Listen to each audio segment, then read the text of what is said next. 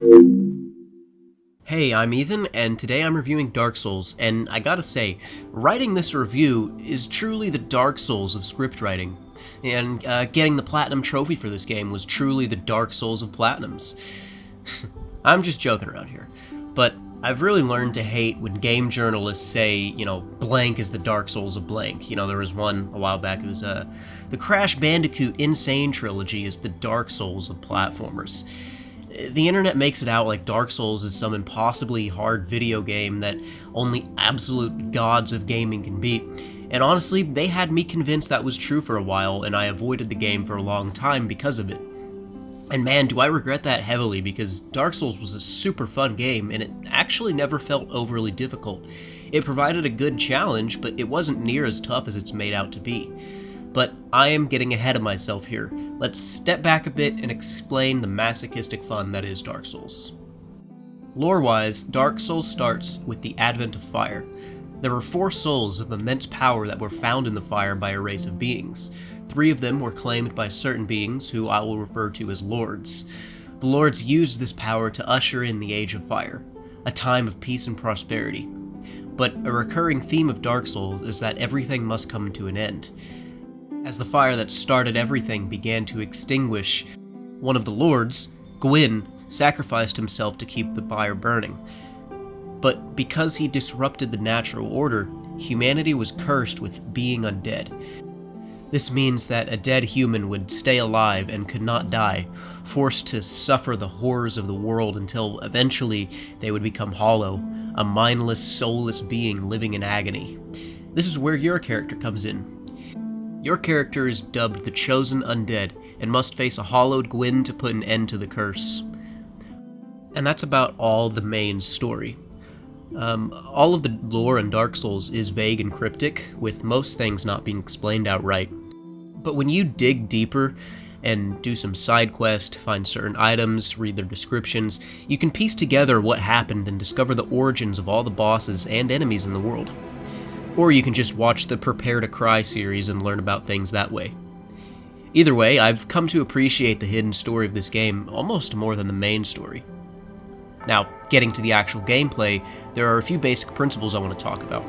The first is bonfires and checkpoints. When you play the game, you'll run across bonfires. Light these and rest at them, and you're given a checkpoint. You must fight your way through whatever demon, hollow, or servant of Gwyn stands in your way to get to the next bonfire. If you die, it's back to the last bonfire you rested at. This could be a couple feet back, or all the way across the map if you're not careful. Once you die, you lose all your humanity and souls, which brings up the next core principle, leveling up. As you play through the game and kill enemies, you're given souls. But be careful, for if you die, you have to make it to your death spot to recover your souls, or else they're gone forever.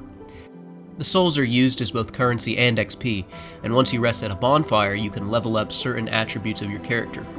Vitality increases your health, attunement increases how many spells you can have selected, endurance is your stamina and carrying load, certain weapons need specific strength stats to wield, dexterity is also a weapon requirement but adds a damage boost for certain weapons and makes you a touch faster. Resistance, I think it boosts your defense, but honestly it's kind of useless as armor does the same thing. And then intelligence and faith are used for magic requirements. I don't know too in-depth about what they do further than that, because I didn't use magic much in my playthrough. But once you have a character build in mind, meaning that you know what stats you want to focus on, it's time to pick out your weapons, and there are a lot to choose from. You've got your typical well-balanced swords, the faster and lighter rapiers, the heavy damage and slow greatswords, the extremely heavy damage and extremely slow blunt weapons. Bows and crossbows are in the game, but they're kind of useless because of how hard they are to use. You've got axes and great axes, spears and halberds, and if you're a pussy, you can use some sorceries because those just break the game and make it too easy, so I've been told. Now, you can find or buy weapons outright, but for the better ones, you'll need to do a bit of exploring and fighting, killing a certain boss a certain way, crafting them using the complex blacksmith system, which you can also upgrade all the weapons through smithing and give them lightning damage or magic damage, fire damage, just increase overall damage, really.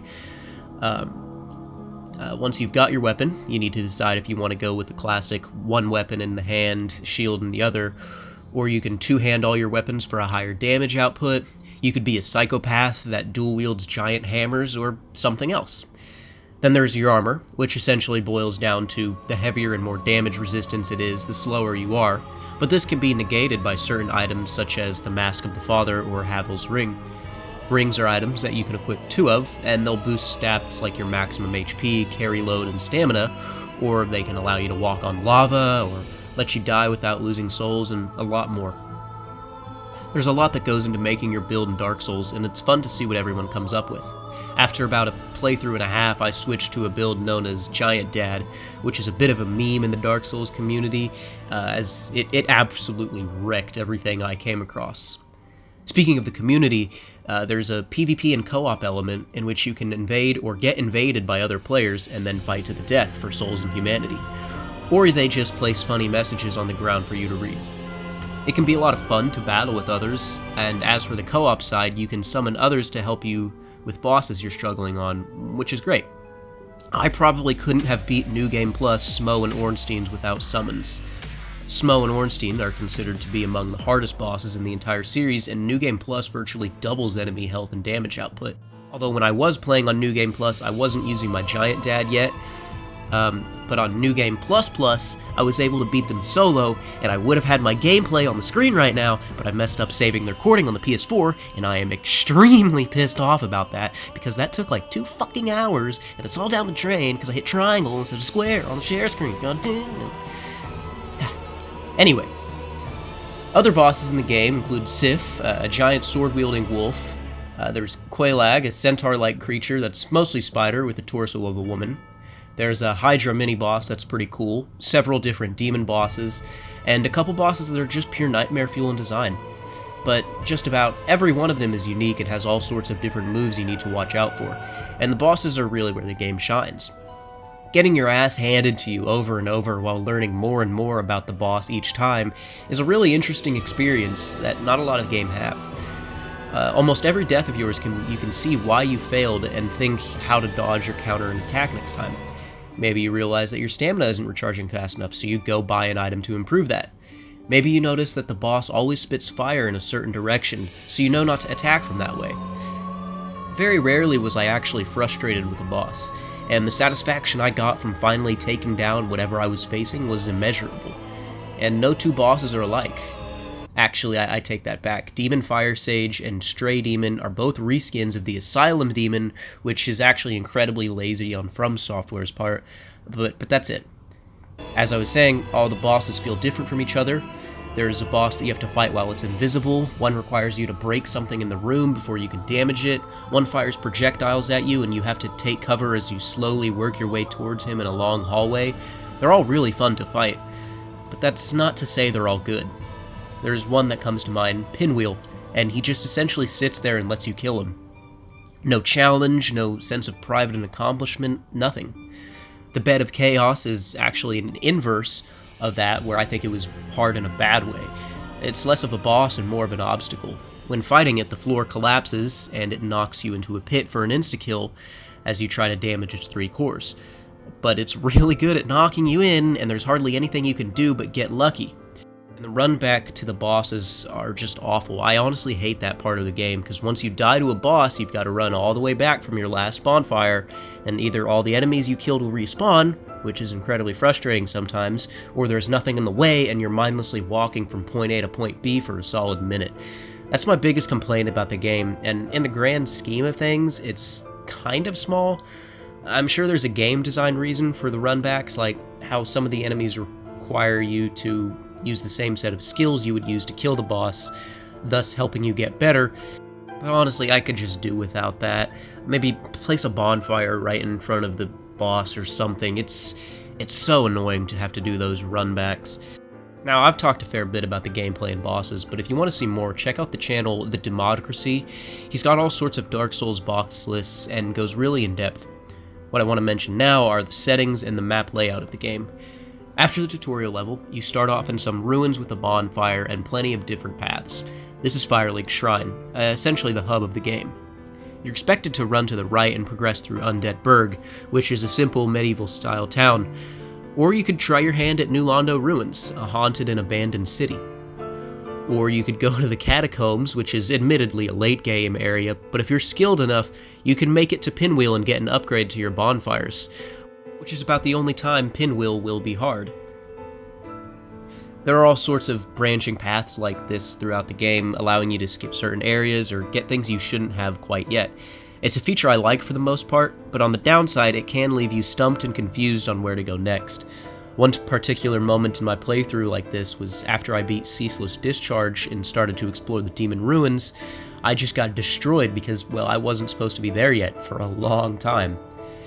Thankfully, I had someone to tell me where to go next. The game takes you through many different places, from a rickety town above a swamp, to a fortress full of traps, to a beautiful city of the gods, all the way down to a black abyss with nothing that somehow still has a ton of mystery in it. There's one part of the game that you have to access through crawling through a painting, Mario 64 style, and all these different settings are great, but there is one persistent issue that follows you, and that's the subpar graphics. The original Dark Souls came out in 2011, and I can forgive that game's graphics because, well, it's 2011, and honestly, they were probably really good for the time, maybe. But I played Dark Souls Remastered, which came out in 2018, and was supposed to be a remaster, but the graphics had hardly improved. Lots of textures you can see are just meshed together, or are just plain blurry. I can put graphics aside in my mind, but if you're one of those people that just won't even touch a game if it's got subpar graphics, then you might want to avoid Dark Souls. Finally, I want to acknowledge the difficulty of the game and discuss what is a fair challenge and what is hard to be hard. For the most part, everything in Dark Souls has a counter. If you know what to do for what enemies, you can breeze through the game.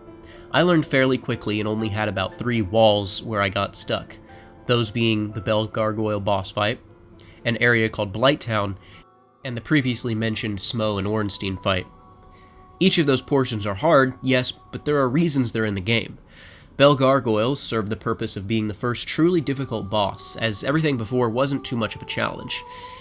If there was a fight that said, "Welcome to Dark Souls," this would be it. The bosses are fast and deal a lot of damage, but this is the first time you'll really have to study it and learn how to defeat it, a skill that's vital to finishing the game. Next is Blight Town, a tough area with lots of enemies that will kill you quick. I still hate going to Blight Town, but it serves the purpose of being a challenge to simply weed out the weak. I think what the game is saying through its level design is that if you can't pass Blight Town, you might want to try a different game, because you really need some patience. Check out this video, it explains the importance of Blight Town much better than I can, and goes way more in depth. Finally, we have Smo and Ornstein, the peak of difficulty. The two bosses work together to kill you, and you must learn to adapt to their moves and changes. Everything they do is telegraphed and has some way to be dodged or countered. They're pretty tough, but they're never impossibly fast or unrelenting, and there's an NPC summon right by the gate if you do need help. If you can beat the two, you have what it takes to beat the game. In my opinion, I think a game that's hard to be hard, a good example of that is Wolfenstein 2. The enemies are, on the harder difficulties anyway, they do so much damage that you die in 1 or 2 hits, and that just doesn't work whatsoever in what's supposed to be a run-and-gun shooter. Some parts require you to play it like you would Uncharted, and that's just not how the game is meant to be played. And I think that, for the most part, Dark Souls does a really good job of balancing that difficulty. However, there are a few moments where that line is crossed. The first example that comes to my head is Manus of the Abyss. He's got an Olympic swimming pool of health and attacks hard and fast. You can have a puppy version of Sif come in and help you, but even with that, I admittedly couldn't beat him. Although it doesn't help that my attempts were all on New Game Plus, so he was even harder than he should have been. Thankfully, he's a DLC boss and not required for the main story. There's also a few moments of asshole game design. For instance, there's a portion where you have to do invisible platforming, and that's just as bad as it sounds. And sometimes there are issues with hitboxes of enemies, and they'll hit you even if you shouldn't be in a range, and that's just kind of BS. That'll get you pissed off right there if that happens. So, what's the verdict? Dark Souls is a fair challenge that occasionally overextends the line into unfair territory, but those moments are scarce. Every enemy you face will have some way for you to beat them with relative ease. If you get too stuck, you can always summon another player to help out. It's not this impossible task the internet has deemed it, and I bet most players could beat it if they gave it enough persistence and patience. The only problems I have with the game are the runbacks to the bosses and the subpar graphics. Everything else I really enjoy. I recommend Dark Souls if you're up to the challenge, and I give it an 8 out of 10. See ya.